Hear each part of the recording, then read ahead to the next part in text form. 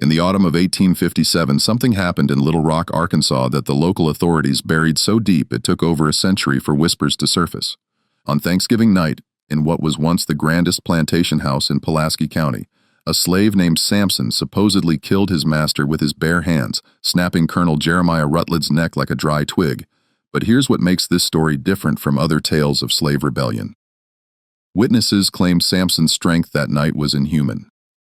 Strong enough to crush a man's skull with one hand, bend iron tools into pretzel shapes, and leave handprints pressed so deep into oak beams they're still visible today.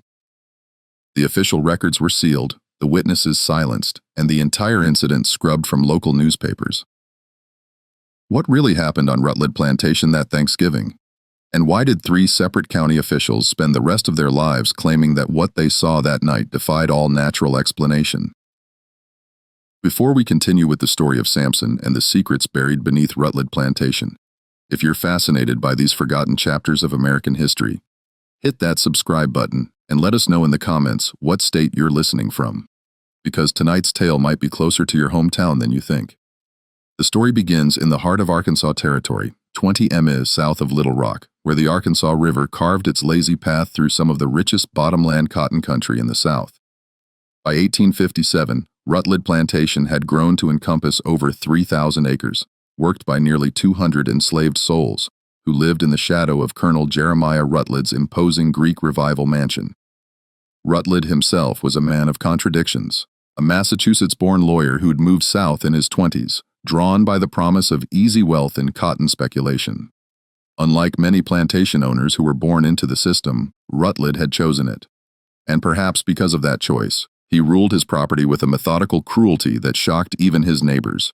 He kept meticulous records of punishments, maintained detailed breeding charts for his human property, and was known throughout Pulaski County for his scientific approach to slave management.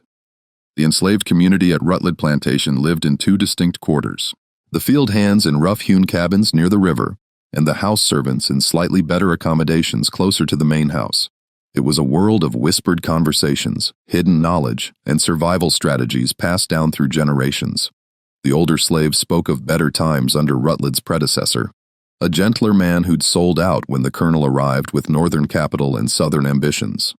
Among this community, Samson stood apart, not because of his size, though at 6'4" and he towered over most men of his era, but because of his strange history. Rutledge had purchased him 3 years earlier from a bankrupt plantation in Louisiana, and the bill of sale listed unusual details: strong constitution, unusual physical capabilities, possible medical anomaly. Buyer assumes all risks. The seller, a Frenchman named Boudreau, had been eager to part with Samson despite his obvious value as a field hand. Samson never spoke of his previous life, but the other slaves noticed things. He could work 16-hour days in the cotton fields without showing fatigue. He could lift cotton bales that normally required 2 men. His hands, when examined closely, showed calluses so thick and developed they looked almost like horn. The plantation blacksmith, an enslaved man named Jupiter, swore that Samson could bend horseshoes with his bare hands, though he was careful never to display such abilities where the overseer might see. But it wasn't just physical strength that set Samson apart. There was an intelligence in his eyes, a literacy carefully hidden that suggested education far beyond what any slave was permitted to possess. Late at night, some claimed to see him scratching symbols in the dirt outside his cabin. Not English letters, but something else entirely. Something that looked almost like formulas. Colonel Rutled took a particular interest in Samson, though not out of kindness. The colonel had heard rumors about the slave's unusual capabilities and saw an opportunity for both profit and scientific inquiry. Rutled fancied himself a man of learning, a subscriber to phrenology journals and agricultural periodicals that discussed the natural variations in human specimens. He began conducting what he called strength assessments on Samson, timing his work, measuring his output, and documenting his capabilities in leather-bound journals kept locked in his study. These sessions took place in the plantation's old carriage house, away from prying eyes. Rutled would have Samson lift increasingly heavy objects, anvils, tree trunks, even sections of iron machinery, while he took notes and made calculations. The colonel was particularly fascinated by what appeared to be Samson's ability to work without fatigue, often pushing him for hours beyond the point where normal men would collapse. By autumn of 1857, these assessments had taken on a darker tone. Rutled had begun inviting guests to witness what he called his demonstrations, wealthy planters from neighboring counties who came to see the slave who could allegedly perform feats of impossible strength. Some of these demonstrations involved lifting contests. Others required Samson to bend iron bars or break thick wooden planks with his bare hands. But as Thanksgiving approached, something began to change in Samson's demeanor. The other slaves noticed it first, a tension in his movements, a distant look in his eyes, as if he were calculating something. Jupiter, the blacksmith, later told investigators that Samson had begun asking strange questions about the plantation's layout, about Colonel Rutled's habits, about which of the house servants had access to which parts of the mansion. The Rutled household was preparing for what the colonel planned to be his grandest Thanksgiving celebration yet. He'd invited over 40 guests from as far away as Memphis and New Orleans, including several who'd specifically requested to see his remarkable specimen. The menu had been planned for weeks with special delicacies ordered from as far away as Baltimore. Most importantly, Colonel Rutled had planned a special after-dinner demonstration featuring Samson, one that he promised would astound his guests and cement his reputation as Arkansas's most forward-thinking plantation owner. What Rutled didn't know was that Samson had been listening. The house servants, moving invisibly through the mansion as they prepared for the celebration, had overheard conversations about the planned demonstration. More disturbing still, they'd glimpsed some of Colonel Rutled's private journals, left carelessly open in his study. The entries they'd seen spoke of terminal experiments and ultimate strength limitations and acceptable losses in the name of scientific advancement. As Thanksgiving Day, 1857, dawned crisp and clear over the Arkansas bottomlands, both Colonel Rutled and Samson were making their final preparations. Neither man knew that before the night was over, one of them would be dead, and the other would vanish into the Arkansas wilderness, leaving behind only questions that would haunt Pulaski County for generations to come. November 26, 1857 began like any other Thanksgiving at Rutled Plantation. But the undercurrents of tension were impossible to ignore for those who knew where to look. By dawn, the mansion's kitchen was alive with frantic preparation as house slaves worked under the watchful eye of Molly Kittenden, the head cook, preparing a feast that would seat 50 guests in the plantation's grand dining room. Samson had been assigned to help prepare the grounds, setting up additional seating on the mansion's wraparound veranda and ensuring the oil lamps were properly filled and positioned for the evening's entertainment. But those who worked alongside him noticed something different. An economy of movement, as if he were conserving his strength for something specific. His usual willingness to take on the heaviest tasks had been replaced by a careful calculation of effort that seemed almost strategic.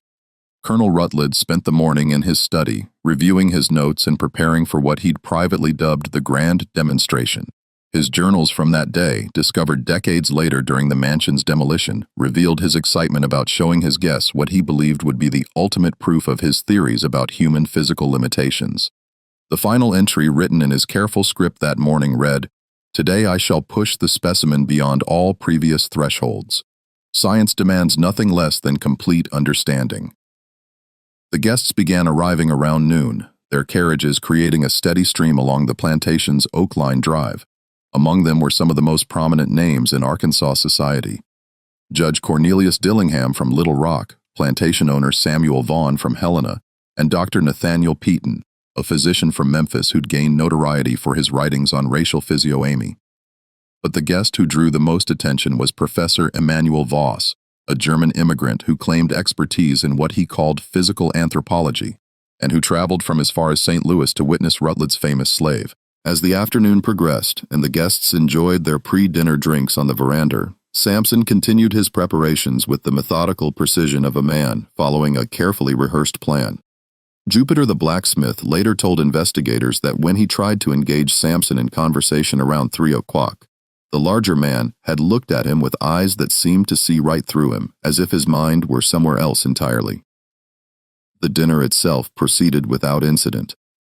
The guests feasted on roasted turkey, sugar-cured ham, cornbread stuffing, and an array of seasonal vegetables, all prepared by skilled hands who moved invisibly between kitchen and dining room.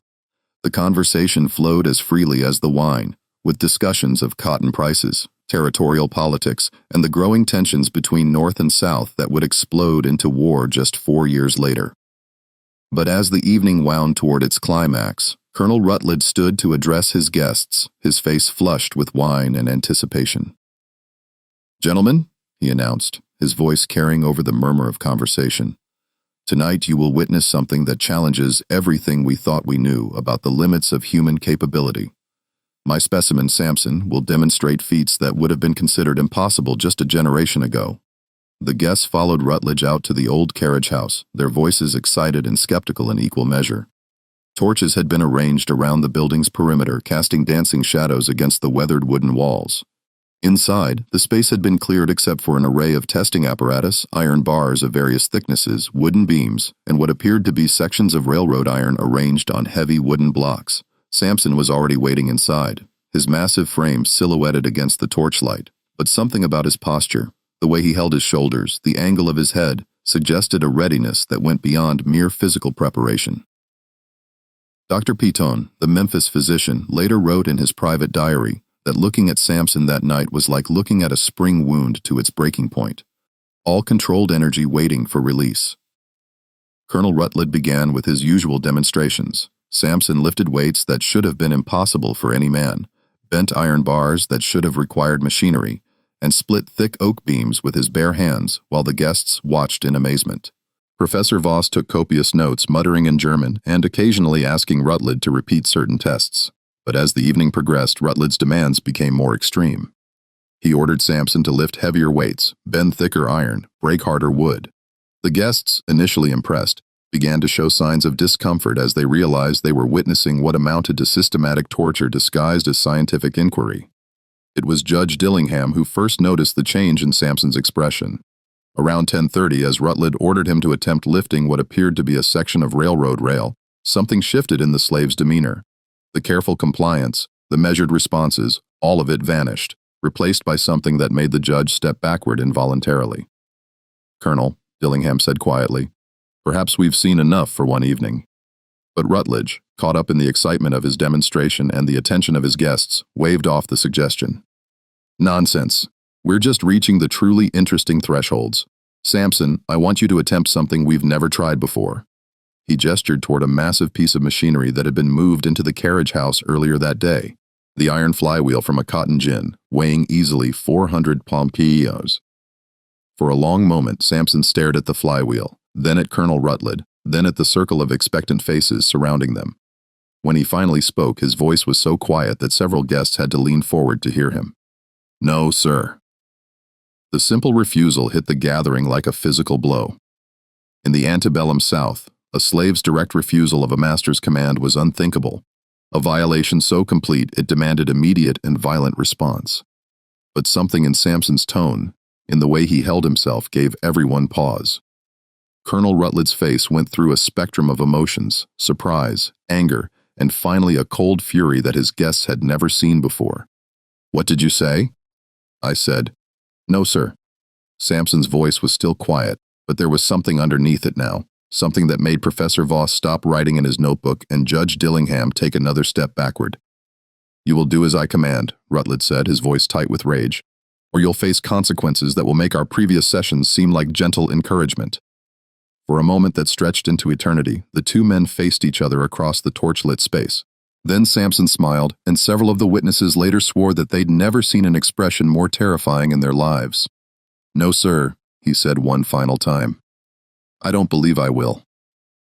What happened next unfolded with a speed that left most witnesses struggling to process what they'd seen.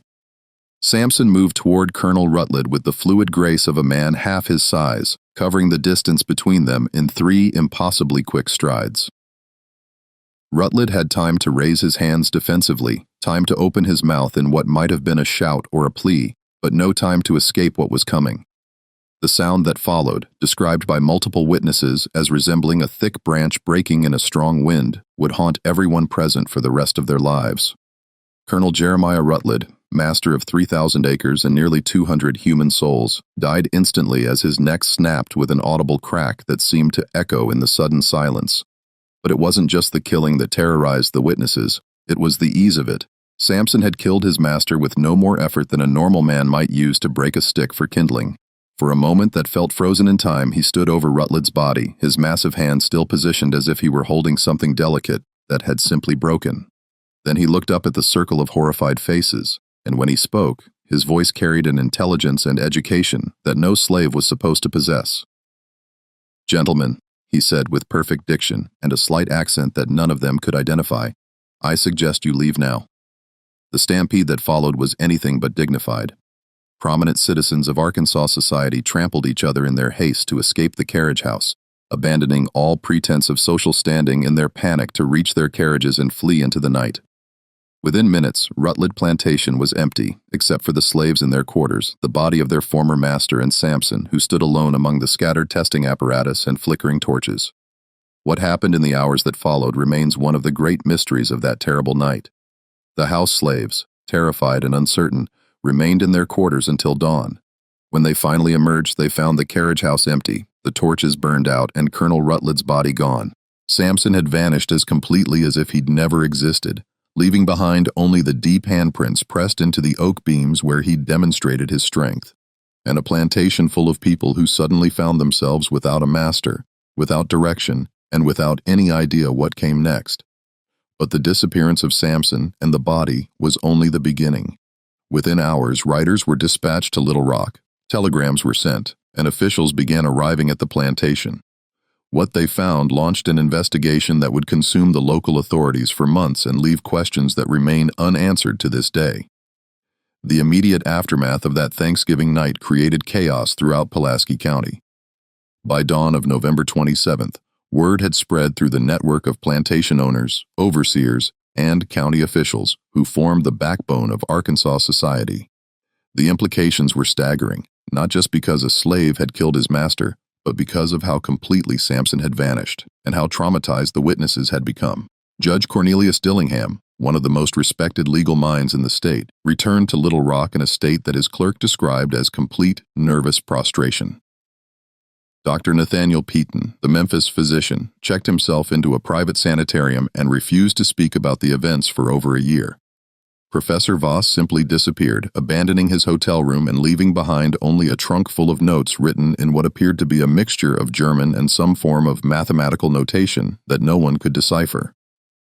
Sheriff Thomas Breege arrived at Rutled Plantation at first light, accompanied by a contingent of armed deputies and several volunteer militia members from Little Rock. What they expected to find was a crime scene, evidence of violence, possibly an ongoing slave revolt, certainly some trace of where Samson might have fled. Instead, they discovered something far more unsettling. A plantation where life seemed to have simply stopped. The house slaves, when questioned, provided accounts that were maddeningly consistent and completely unhelpful. Yes, they had heard raised voices from the carriage house around 10:30. No, they had not investigated. Slaves learned early not to interfere in their master's business.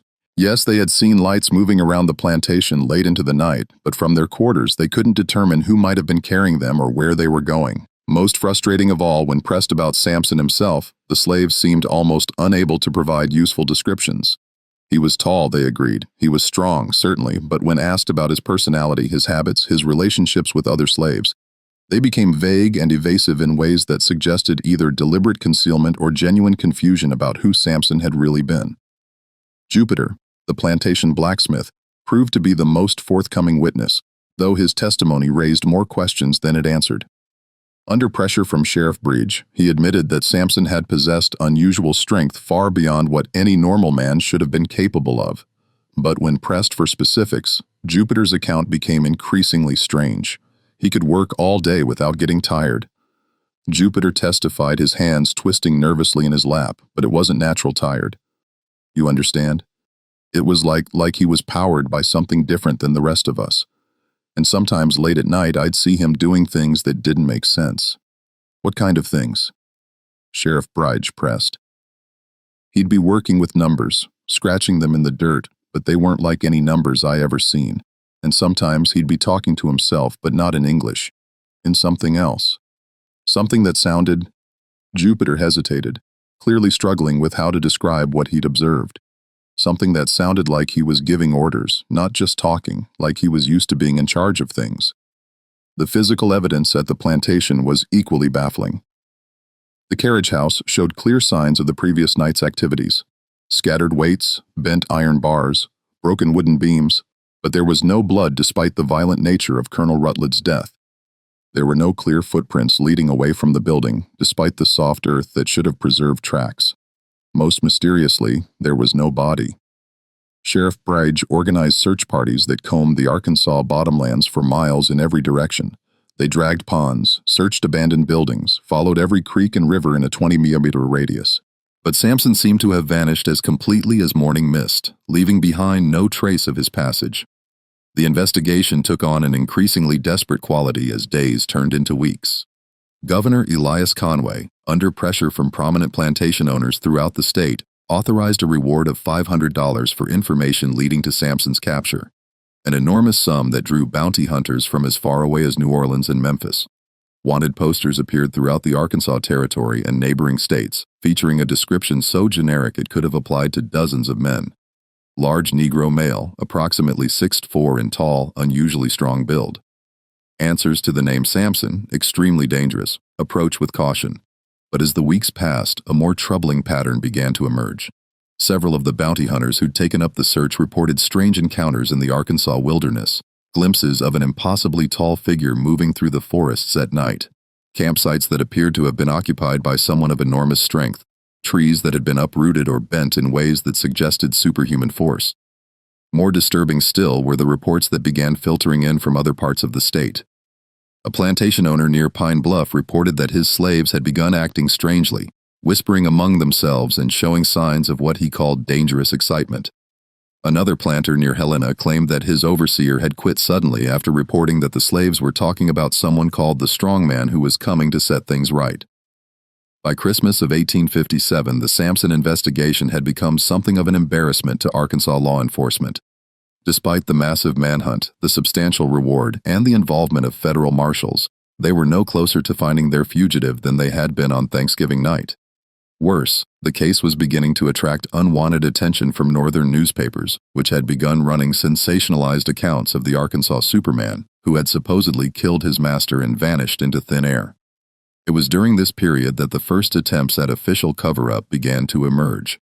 Governor Conway, concerned about the impact on Arkansas's reputation and the potential for the case to inflame tensions between North and South, quietly ordered all official records of the investigation sealed. The reward was withdrawn, the wanted posters removed, and newspapers were discouraged from running further stories about the case. But the most significant development came from an unexpected source, Colonel Rutled's personal papers. When his estate was finally settled in early 1858, his executives discovered something that had been overlooked during the initial investigation. Hidden in a false bottom of the colonel's desk was a collection of documents that suggested his interest in Samson had gone far beyond simple scientific curiosity. Among these papers was correspondence with several northern universities, including detailed discussions about human experimentation and physical enhancement studies. There were receipts for chemical compounds ordered from laboratories in Boston and New York, substances with names that meant nothing to local investigators, but suggested medical or scientific applications. Most intriguingly, there was a bill of lading from a shipping company in New Orleans dated just 2 weeks before Samson's arrival at the plantation for what was described as specialized pharmaceutical equipment and associated materials. The final document in this hidden collection was perhaps the most disturbing, a contract with a company called Meridian Research Associates based in Boston for what was described as ongoing physiological assessment and enhancement protocols. The contract was signed by both Colonel Rutled and someone identified only as Subject S in handwriting that several of the house slaves identified as belonging to Samson himself. These discoveries raised questions that no one in Arkansas was prepared to answer. Had Samson been part of some sort of medical experiment? Had Colonel Rutled been working with Northern interests to develop new forms of human enhancement? And if so, what did that mean for understanding the events of Thanksgiving night, 1857? The official response to these revelations was swift and decisive. The documents were classified as sensitive estate materials sealed by court order and transferred to federal custody. The executives were sworn to secrecy. The house slaves who had identified Samson's handwriting were quietly sold to plantations in distant states, and all mention of Meridian Research Associates were scrubbed from official records. But rumors persisted, spreading through the underground networks that connected slave communities throughout the South. Stories of the strong man who had broken his chains and disappeared into legend. Tales of government experiments and northern conspiracies. Whispers about other plantations where similar specimens might be undergoing similar treatments and what might happen if they, too, decided they'd had enough. As 1858 dawned over Arkansas, The Samson case officially no longer existed. But in slave quarters throughout the South, in the private correspondence of worried plantation owners, and in the locked files of federal offices in Washington, the questions raised by one Thanksgiving night continued to multiply. And somewhere in the vast wilderness of the Arkansas Territory, those who claimed to have seen him insisted that Samson was still out there growing stronger, biding his time, and possibly planning something that would make his actions at Rutled Plantation seem like just the beginning.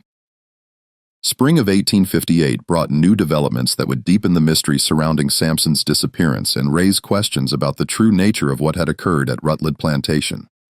The first indication that the case was far from closed came from an unexpected source. The Pinkerton Detective Agency, which had been quietly hired by parties unknown to conduct their own investigation into the events of Thanksgiving night.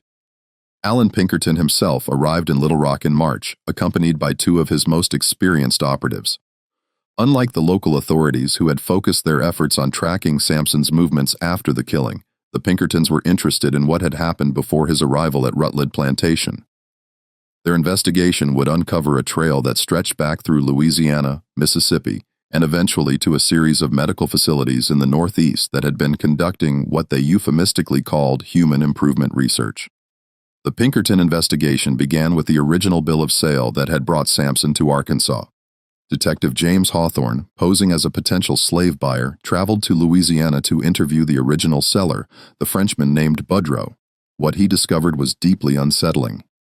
Boudreaux's plantation, located in the Bayou country south of New Orleans, had been the site of extensive medical experiments conducted under the auspices of what was called the Southern Health Initiative. The program, ostensibly designed to study diseases common among enslaved populations, had actually been testing various chemical compounds and medical procedures designed to enhance human physical capabilities. The Frenchman was nervous from the moment I mentioned Samson's name, Hawthorne wrote in his confidential report to Pinkerton. He kept insisting that he had disclosed all known risks in the bill of sale, that he bore no responsibility for what happened afterward. But when pressed, he admitted that Samson had been part of what he called the enhancement protocol for over 2 years before the sale.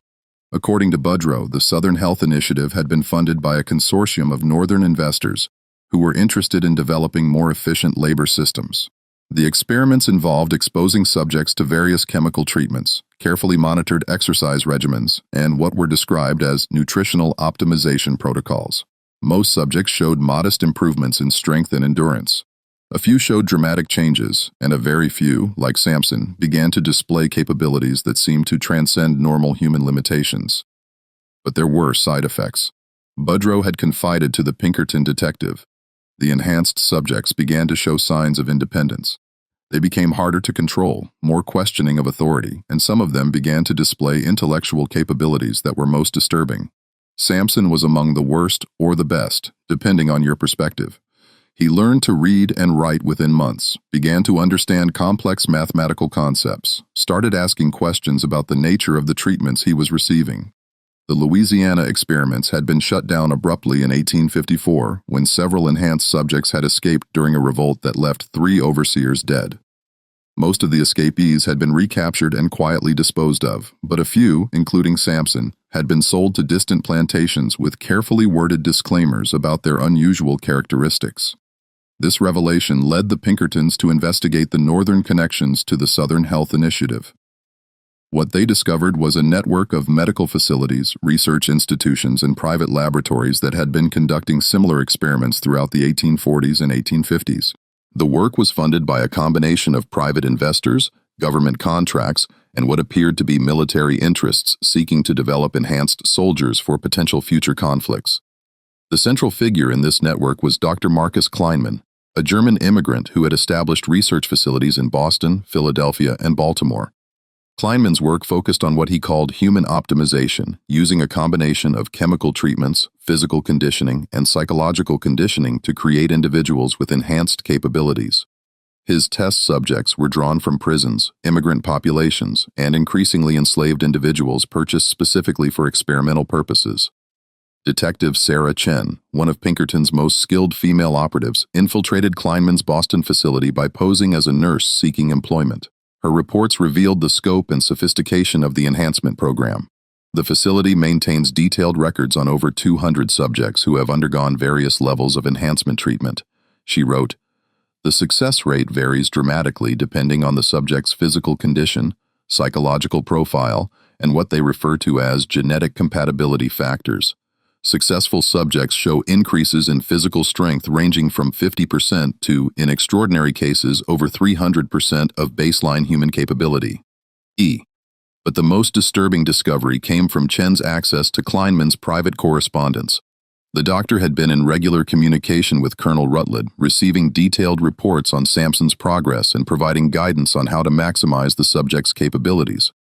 More alarming still, the letters revealed that Rutled's Thanksgiving demonstration had been planned in coordination with Kleinman as the ultimate test of Samson's enhancement.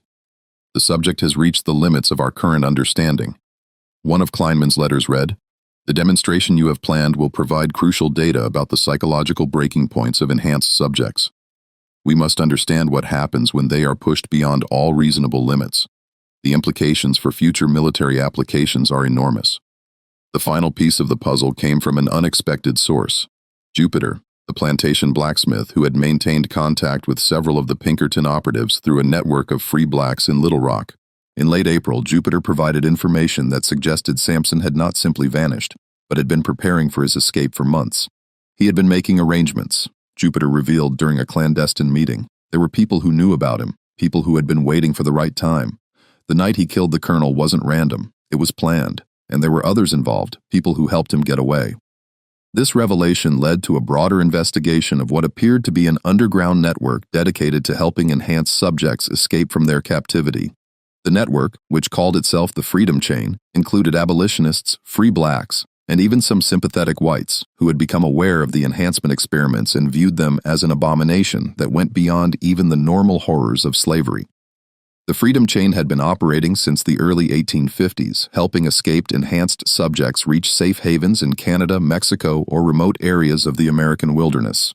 They had developed sophisticated methods for covering tracks, providing false identities, and most importantly, helping the enhanced subjects learn to control their abilities in ways that would allow them to blend into normal society. But the most shocking revelation came in May of 1858. When Detective Hawthorne uncovered evidence that the Freedom Chain had been infiltrated by foreign agents.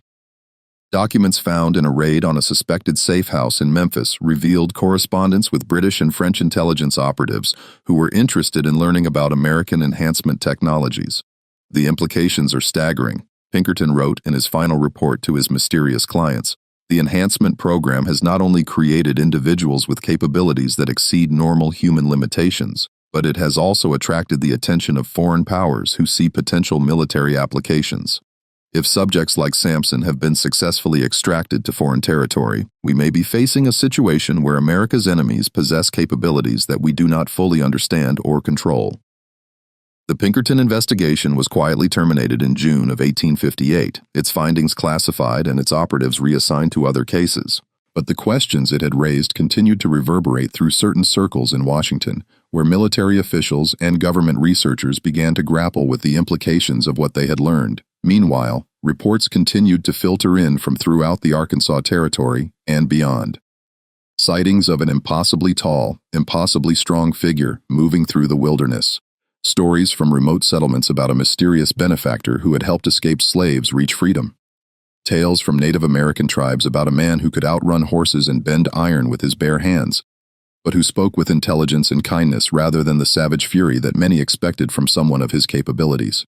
And in the ruins of what had once been Rutled Plantation, now abandoned and slowly being reclaimed by the Arkansas wilderness, visitors reported strange phenomena, deep handprints in oak beams that seemed to grow more distinct rather than fading with time, areas where the very ground seemed to have been compressed by enormous force. And sometimes on quiet nights when the wind was still, the sound of someone moving through the old carriage house, as if a massive figure were testing his strength against invisible weights. As summer gave way to autumn in 1858, 1 year after the Thanksgiving night that had changed everything, the mystery of Samson had evolved from a local manhunt into something much larger and more complex.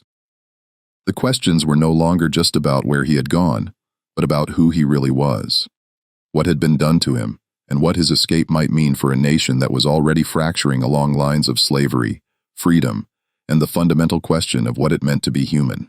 Just when we thought we'd seen it all, the horror in Arkansas intensifies. If this story is giving you chills, share this video with a friend who loves dark mysteries. Hit that like button to support our content, and don't forget to subscribe to never miss stories like this. Let's discover together what happens next, because the most terrifying revelations are yet to come.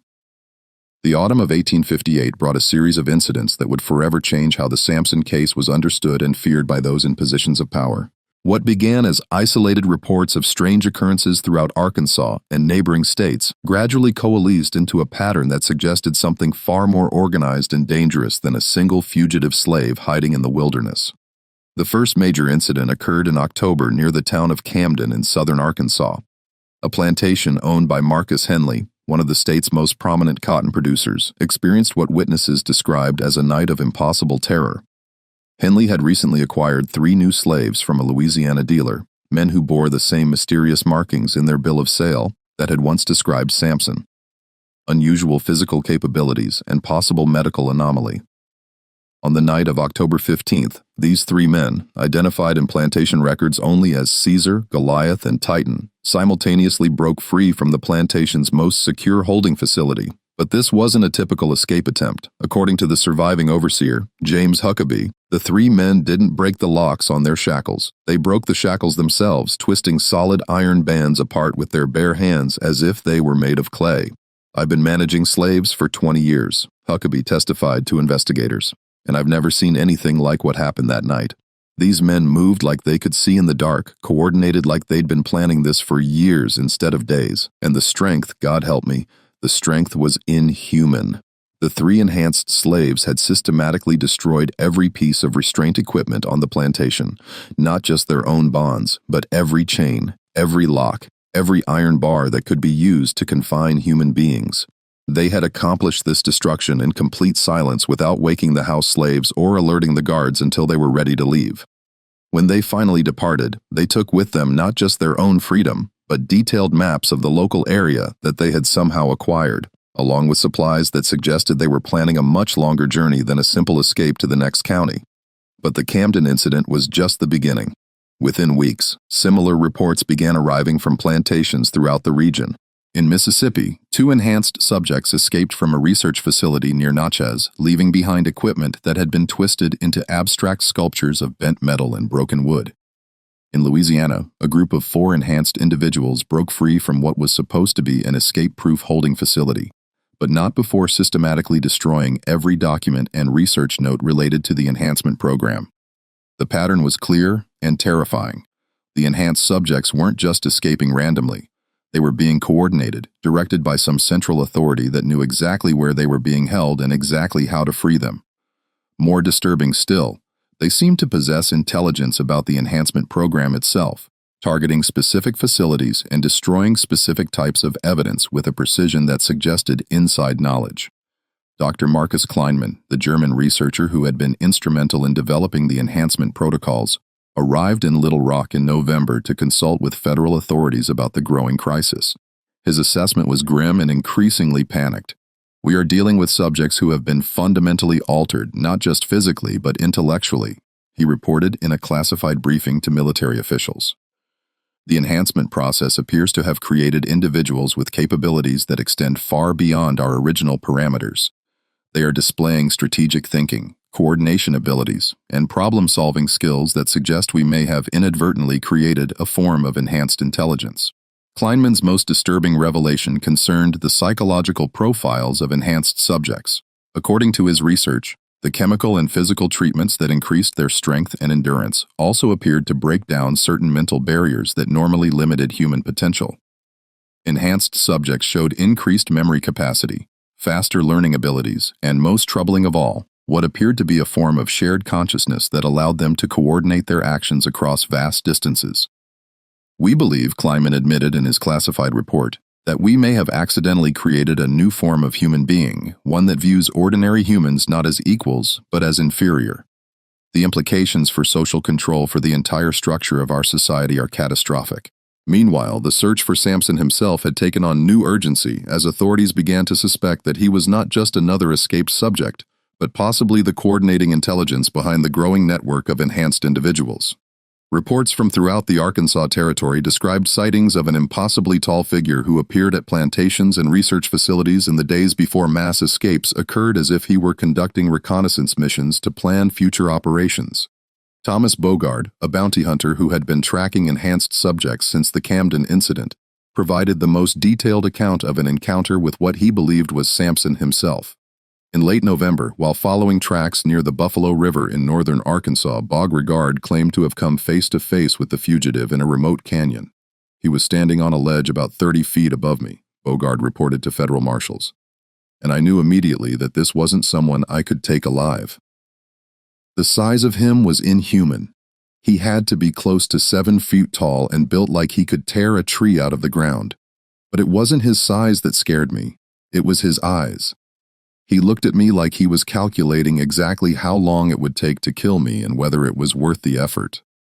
According to Bogard, Samson had spoken to him in perfect English with an accent that suggested extensive education. He told me that I was hunting the wrong prey, the bounty hunter recalled. He said that men like him weren't the problem. We were. He said that for too long people had been treated like property, like animals to be experimented on and discarded.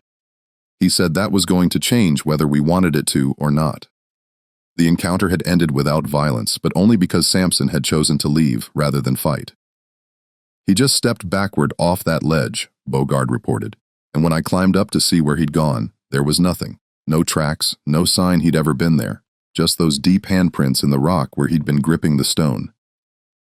By December of 1858, the enhanced subject situation had escalated to the point where President James Buchanan was receiving regular briefings about what his advisors had begun calling the Samson crisis.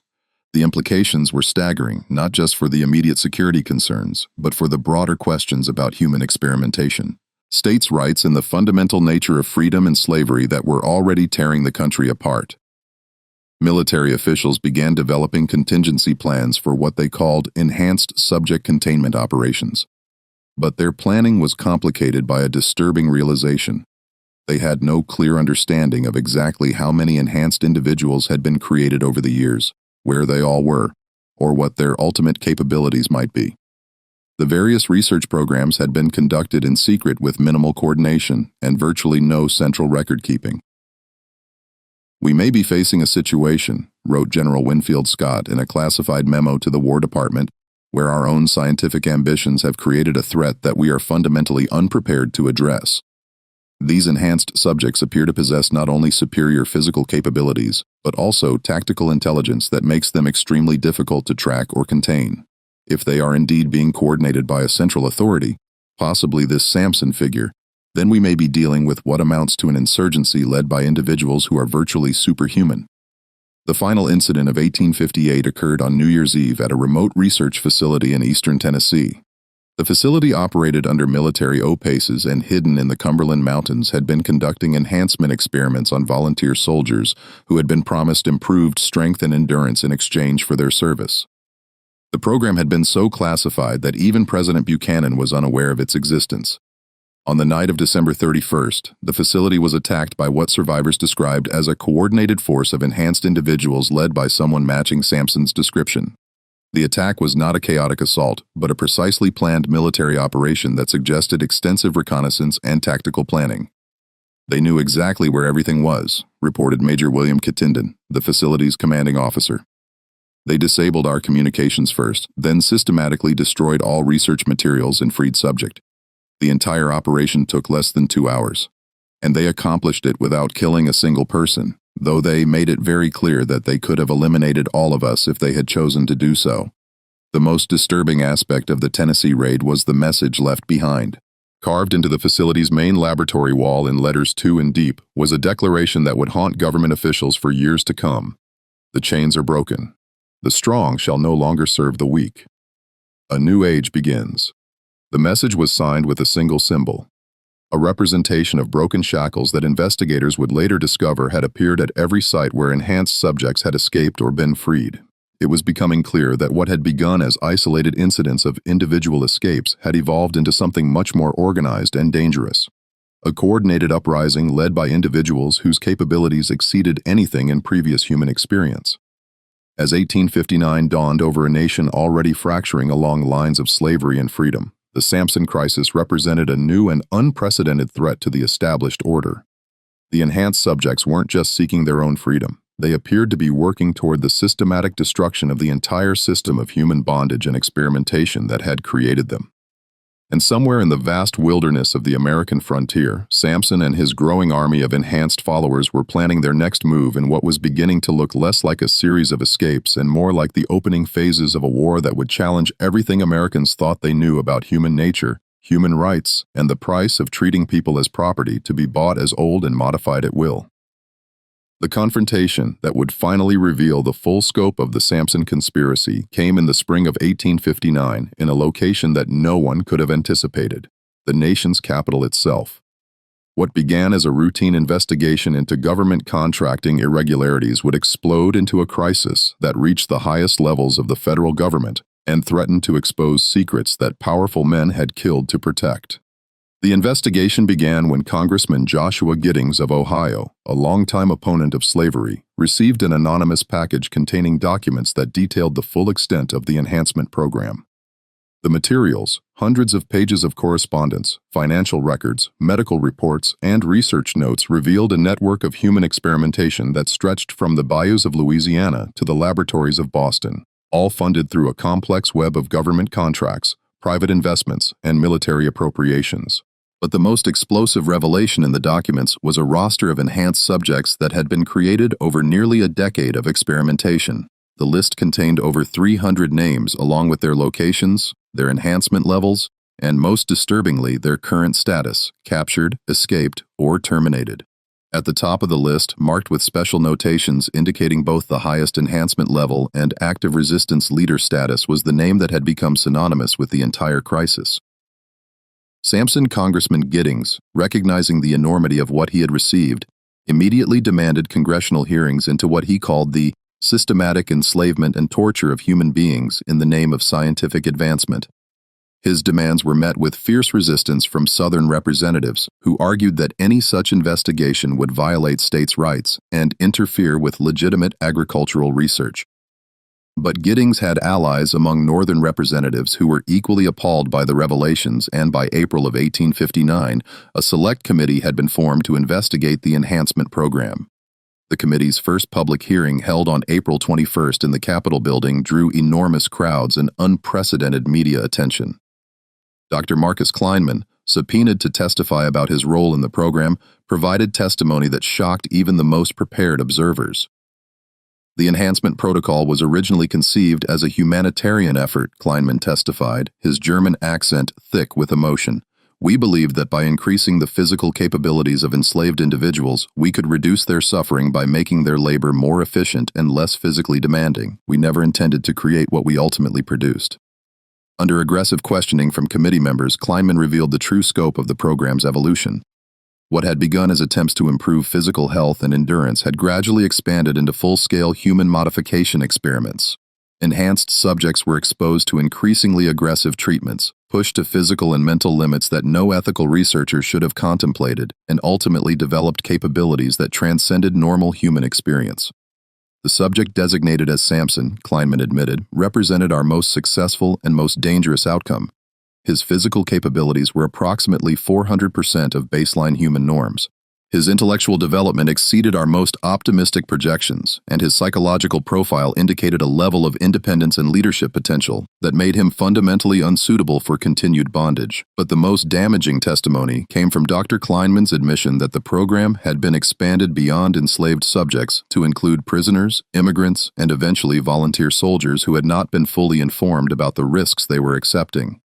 The enhancement program, originally justified as research on an already oppressed population, had metastasized into a broader system of human experimentation that violated every principle of medical ethics and individual rights. The committee's second day of hearings focused on the military and intelligence applications of the enhancement program. General Winfield Scott, testifying in closed session, revealed that the War Department had been funding enhancement research since 1852 with the goal of creating soldiers who could operate in extreme conditions and perform tasks that were beyond normal human capabilities.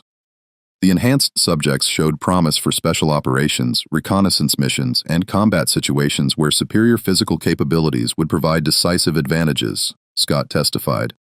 However, we quickly discovered that the psychological changes that accompanied physical enhancement made these subjects unsuitable for military discipline. They became increasingly resistant to authority, increasingly likely to make independent decisions, and increasingly sympathetic to causes that conflicted with military objectives. Scott's testimony revealed that the military had attempted to create their own enhanced subjects using volunteer soldiers, but the results had been catastrophic. Enhanced soldiers had deserted at unprecedented rates, often taking classified information with them. Several had been court-martialed for refusing orders, and at least 2 had been executed for what amounted to mutiny. The military enhancement program had been quietly terminated in 1857, but not before creating dozens of enhanced individuals whose current whereabouts were unknown. The congressional hearings reached their climax on April 25th, when the committee announced that they had received communication from Samson himself. The message delivered through intermediaries whose identities were kept secret was a formal statement that would be read into the congressional record and reported in newspapers throughout the nation. To the representatives of the American people, the statement began, "I write to you not as a former slave, not as an escaped fugitive, but as a free man who has broken the chains that bound not just my body, but my mind and spirit as well. For too long, men like me have been treated as property to be bought and sold, as animals to be bred and modified, as subjects for experiments that no decent society should permit." The statement continued with a detailed account of Samson's experiences in the enhancement program, from his initial capture and sale to his gradual understanding of what was being done to him and others like him. But the most powerful section addressed the broader implications of what the enhanced subjects had discovered about American society. Through the enhancement process, we have gained not just physical strength, but clarity of vision about the true nature of this nation's institutions. We have seen how easily men can be reduced to property when it serves economic interests. We have experienced how readily scientific advancement is used to justify the most degrading forms of human bondage. We have learned that the principles of freedom and equality that this nation claims to uphold are applied selectively based on calculations of power and profit rather than any consistent moral framework. The statement concluded with a declaration that sent shockwaves through the Capitol. We, the enhanced subjects who have broken free from our bondage, do not seek revenge against those who created us. We seek justice. We demand the immediate termination of all human enhancement programs. We demand the freedom of all subjects currently held in research facilities, and we demand recognition of our status as free human beings with rights equal to any other Americans. If these demands are not met, we will take whatever actions are necessary to secure our freedom and the freedom of others like us. The message was signed not just by Samson, but by over 50 other enhanced subjects, creating what amounted to a formal declaration of independence from a group of individuals who possessed capabilities that made them extraordinarily dangerous if they chose to use violence to achieve their goals. The immediate response from Southern representatives was predictable, demands that the enhanced subjects be hunted down and captured regardless of the cost. But Northern representatives, already sympathetic to abolitionist causes, saw the enhanced subjects' demands as fundamentally just, even if their capabilities made them frightening. The divide over how to respond to the Samson crisis became yet another factor pushing the nation towards civil war. President Buchanan, facing pressure from all sides, authorized a massive manhunt for enhanced subjects throughout the nation. Military units were deployed to search territories where enhanced subjects were believed to be hiding. Bounties were increased to unprecedented levels, and a special federal task force was created to coordinate the capture or elimination of what government officials were now calling enhanced insurgents. But even as these measures were being implemented, reports began arriving that suggested the enhanced subjects were no longer simply hiding in the wilderness. Sightings were reported near major cities: Washington, Philadelphia, New York, Charleston. Enhanced individuals were apparently conducting reconnaissance missions in urban areas, gathering intelligence about government facilities, military installations, and research centers. The climax of the crisis came on May 15, 1859, when Samson himself appeared in Washington, D.C. He didn't attempt to hide or operate in secret. He walked openly through the streets of the Capitol, his massive frame and impossible height, making him unmistakable to anyone who saw him. Witnesses reported that he moved with complete confidence, as if he had no fear of capture or confrontation. His destination was the Capitol building itself, where he requested a meeting with the Congressional Committee investigating the enhancement program. The request was, of course, denied. Samson was a fugitive slave wanted for murder, not a legitimate political representative. But his mere presence in the nation's capital sent a message that was impossible to ignore. The enhanced subjects were no longer running and hiding. They were ready to confront their creators directly. Samson's brief appearance in Washington ended without violence, but not without consequence. Before leaving the Capitol, he left behind one final message carved into the marble steps of the Capitol building itself. The message was brief, but devastating in its implications. The experiment is over. The specimens have become the scientists. By evening, Samson had vanished as completely as he had appeared, leaving behind only the deep gouges in marble that demonstrated his superhuman strength and the unmistakable message that the enhanced subjects were no longer content to be victims of other men's ambitions. They had become active agents in their own destiny, and they possessed the capabilities to challenge anyone who stood in their way. The Samson crisis had reached its ultimate expression, a direct confrontation between the enhanced subjects and the government that had created them.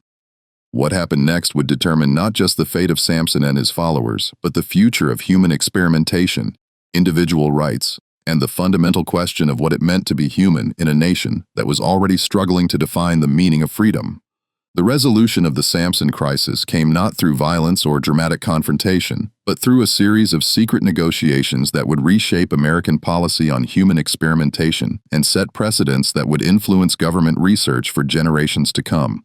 The negotiations, conducted through intermediaries and kept hidden from public scrutiny, began in June of 1859 and continued throughout the summer. Even as the nation moved inexorably toward civil war, the breakthrough came when President Buchanan, recognizing that a military solution to the enhanced subject problem would likely result in enormous casualties and unwanted publicity, authorized Secretary of War John Floyd to enter into direct communication with Samson and his representatives. The negotiations were conducted through a complex network of intermediaries, including abolitionist leaders who had been secretly supporting the enhanced subjects and federal officials who recognized that the crisis could not be resolved through force alone.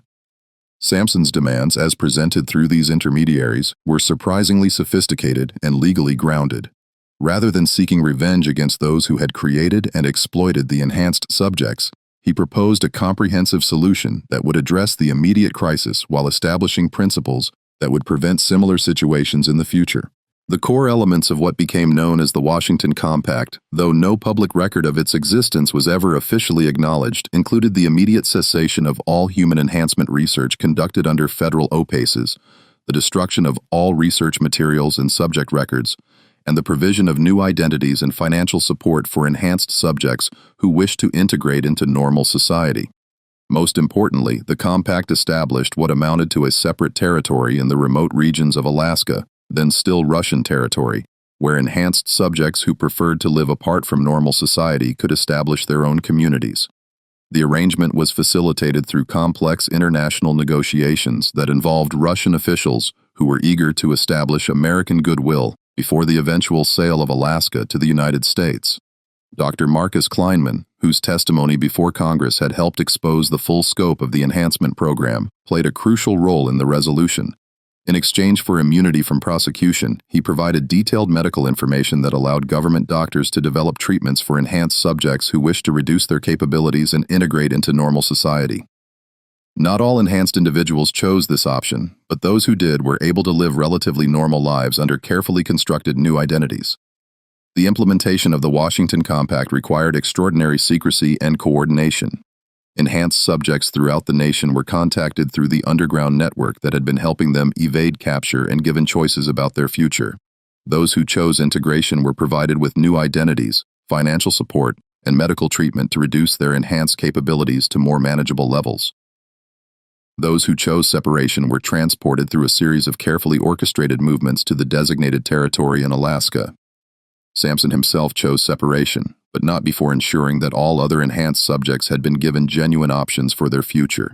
His final communication with federal negotiators, delivered in August of 1859, demonstrated the intelligence and moral clarity that had made him such an effective leader of the enhanced subject resistance. "I have no desire to live among people who view individuals like me as either property to be owned or weapons to be controlled," he wrote. "But I also have no desire to see unnecessary suffering inflicted on either side of this conflict. The compact we have negotiated provides a path forward that respects the autonomy of all parties while preventing future tragedies. I hope that future generations will learn from the mistakes that created this situation and will treat all human beings with the dignity and respect that every person deserves." The public resolution of the Samson crisis was carefully managed to minimize its impact on national politics and public opinion. The congressional investigation was quietly concluded with a report that acknowledged irregularities in certain research programs, but avoided specific details about the enhancement experiments. Dr. Kleinman and other key figures in the program were transferred to remote locations where they could continue medical research under strict supervision, but without access to human subjects. The enhanced subjects who chose integration were scattered throughout the northern states where they lived quiet lives under assumed identities. Many became successful farmers, craftsmen, or small business owners, their enhanced capabilities providing advantages that they were careful not to display too obviously. A few became involved in the Underground Railroad, using their abilities to help other enslaved individuals escape to freedom. Those who chose separation established communities in Alaska that became legendary among the territory's indigenous populations for their strength, wisdom, and commitment to justice. These communities maintained contact with each other and with certain government officials, serving as both a reminder of the enhancement program's consequences and a resource that could be called upon in extreme circumstances. The most lasting impact of the Samson crisis was its effect on federal policy regarding human experimentation. The Washington Compact included provisions that established the first formal ethical guidelines for government-sponsored medical research principles that would eventually evolve into the modern system of informed consent and human subjects protection. While these guidelines were initially kept secret, they influenced government research practices and helped prevent similar crises in future decades. The Civil War, which began less than 2 years after the resolution of the Samson crisis, overshadowed the enhancement program in public memory. The massive casualties and social upheaval of that conflict made the story of a few dozen enhanced individuals seem relatively minor by comparison. Official records of the program were classified and eventually forgotten, buried in archives that would not be opened for over a century. But the impact of Samson and the enhanced subjects extended far beyond the immediate resolution of their crisis. The communities they established in Alaska became centers of learning and technological innovation, developing advanced techniques in engineering, medicine, and agriculture that would eventually benefit the entire territory. Several of the enhanced subjects who chose integration became important figures in the abolitionist movement, using their capabilities and their unique perspective to help end the system of slavery that had made their own exploitation possible. Most importantly, the Samson crisis demonstrated that human dignity and individual rights could triumph over even the most sophisticated systems of oppression and exploitation. The enhanced subjects had not just escaped from their bondage, they had fundamentally challenged the assumptions that made such bondage possible in the first place. As the years passed and the details of the enhancement program faded from official memory, the story of Samson became legend rather than history. But in certain circles, among researchers who studied government ethics, among civil rights advocates who fought against medical exploitation, among indigenous communities in Alaska who remembered the strange but honorable neighbors who had settled among them, the memory of the enhanced subjects served as a reminder of both humanity's capacity for cruelty and its potential for redemption. The handprints that Samson had left pressed into the oak beams of the Rutled plantation carriage house remained visible for decades after the building's abandonment. A physical reminder of the night when one man's refusal to accept degradation had sparked a crisis that changed American history. Visitors to the ruins often reported a sense of awe when they saw those marks. Not fear, but recognition of the extraordinary strength that had been required not just to break physical chains, but to challenge an entire system of human exploitation. This mystery shows us that the greatest horrors in human history often arise not from supernatural forces, but from the willingness of ordinary people to treat others as less than human when it serves their interests. But it also shows us that human dignity and the desire for freedom are forces more powerful than any enhancement, any system of oppression, or any attempt to reduce people to property. What do you think of this story? Do you believe everything was revealed, or are there still secrets buried in the archives of our government? Leave your comment below and let us know what you think really happened to Samson and the other enhanced subjects.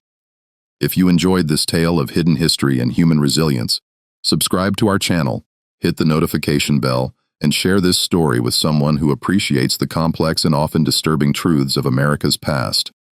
There are more forgotten chapters of our history waiting to be explored, and we'll be here to guide you through them. See you in the next video, where we'll uncover another mystery that the powerful would prefer to keep buried, prefer to keep buried, prefer to keep buried, prefer to keep buried, prefer to keep buried, prefer to keep buried, prefer to keep buried.